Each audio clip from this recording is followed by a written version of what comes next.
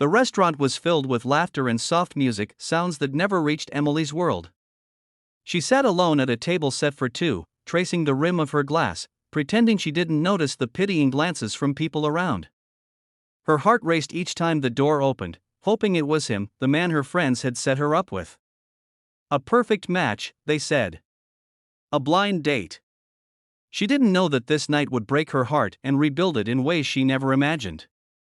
Because at the next table, a single father named Daniel was about to notice something no one else did, and with just his hands, he would tell her the words that would change everything: "You deserve better." Emily had been born into wealth, but it had never protected her from loneliness. Being deaf in a world that never learned to listen had always made her an outsider.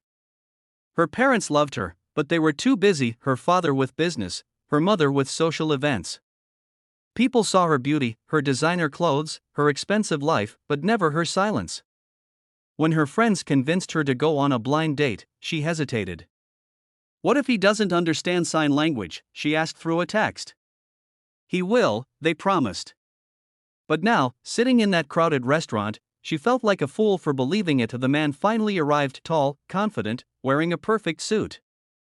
He smiled, shook her hand awkwardly, then immediately started talking to the waiter, to his phone, to himself, to everyone except her. Emily tried to sign hello, her hands trembling slightly, but his expression faltered. "Oh, you're deaf," he mouthed, frowning. She nodded, trying to stay composed. He sighed loudly, muttered something she couldn't hear, and waved the waiter over again. From a few tables away, Daniel watched quietly. He wasn't eavesdropping, just noticing.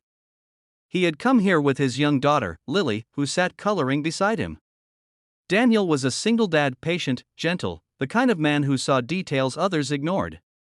When his wife passed away 2 years ago, he learned to live with loss in silence, and he understood how it could isolate a person.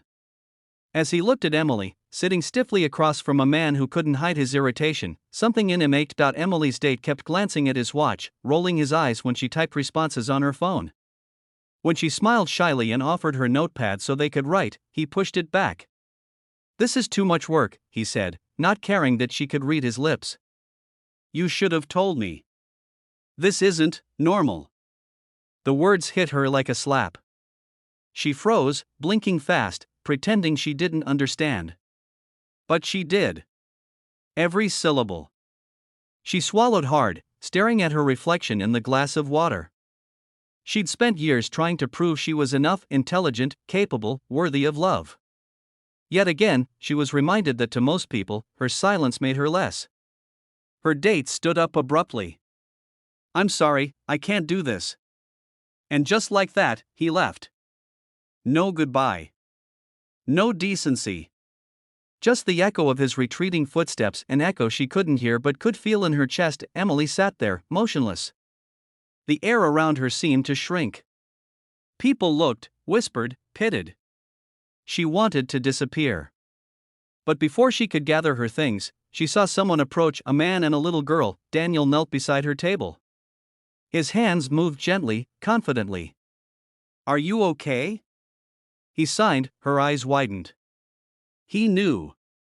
He could sign. For the first time that evening, Emily smiled, a small, shaky smile, but real. She nodded, blinking back tears. Daniel signed again, slower this time. "You deserve better." That moment, those 3 words, broke something open inside her. Not her heart, but the cage around it. Daniel invited her to sit with them. Lily waved shyly, showing her drawing of a cat. Emily laughed silently, joining them. They didn't need sound, the conversation flowed through hands, through smiles, through the kind of understanding that words often ruined. As the evening passed, Emily learned that Daniel's wife had been deaf, too. He'd learned sign language for her, and even after she died, he never stopped using it with Lily. He told Emily about his struggles, how people underestimated him as a single father, how grief had nearly broken him. She told him about her world of silent expectations, of being seen but never heard. When the night ended, he walked her to her car. The city lights shimmered against her face, softening her sadness. He signed one more time. "If someone can't listen with their heart, they don't deserve your words." That night, for the first time in years, Emily didn't cry herself to sleep. She replayed his signs over and over in her mind, like a melody only she could feel. Weeks passed, and their paths kept crossing, sometimes by chance, sometimes because they both wanted them to. They met for coffee, took Lily to the park, and spent evenings signing stories and jokes until their hands grew tired. Daniel wasn't like anyone she'd ever met, humble, grounded, kind.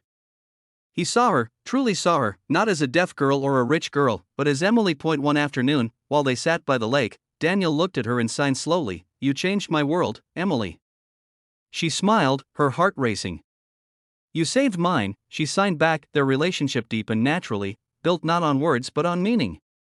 For Daniel, love was in the quiet gestures, the way she brushed hair from her face, the way she signed with joy when Lily called her Em.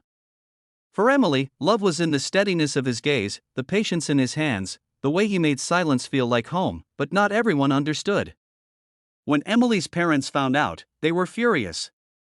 "A single father? He's not from our world," her mother argued. "He's ordinary." Emily wanted to scream. Ordinary? He was the only one who'd ever made her feel extraordinary. She signed fiercely, "He loves me for who I am, not what I have." And walked out. Her parents didn't speak to her for weeks. But Daniel stood by her through it all. When she broke down, he held her hand and signed, "Love doesn't need approval. It just needs courage." Months later, at the same restaurant where she'd been humiliated, Daniel brought her again. But this time, it was different. The tables were filled with soft laughter, Lily running around excitedly. Daniel reached into his pocket, trembling slightly. He signed, "I don't have riches to give you, but I promise you a world where your silence will always be heard." Tears filled her eyes as he placed a small ring in her hand. She signed back, "You already gave me that world." As applause filled the restaurant, Emily looked around, and this time, the stares didn't hurt. They told a story. A story of a girl who once felt broken and a man who reminded her that even silence can speak louder than cruelty. And as they held hands, signing "I love you" under the golden lights, it wasn't just a love story, it was a reminder that kindness is a language that needs no sound at all.